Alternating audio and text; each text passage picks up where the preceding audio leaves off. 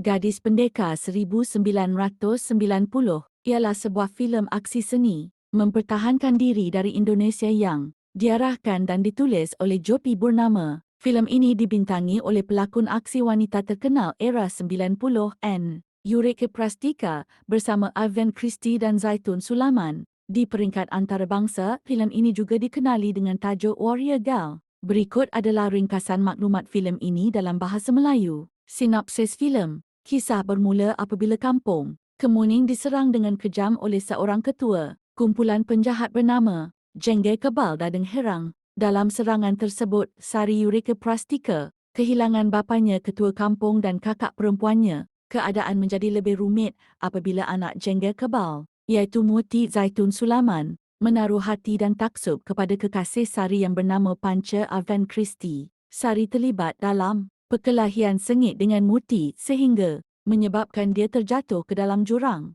Sari terselamat selepas dihanyutkan arus sungai dan ditemui oleh seorang datuk tua tok, guru yang kemudiannya merawat serta mengajarnya ilmu persilatan dan kungfu yang hebat. Selepas tamat berguru, Sari kembali semula ke kampung halamannya untuk menewaskan Jengger Kebal, membebaskan orang-orang kampung serta menyelamatkan kekasihnya Panca. Senarai pelakon dan kru, pengarah dan penulis skrip Jopi Burnama, Sari Yurika Prastika, Panca Ivan Christie, Muti Zaitun Sulaman, Jengger Kebal Dadeng Herang. Filem ini amat diminati oleh peminat filem aksi retro kerana menampilkan koreografi aksi silat zaman 90-an yang menarik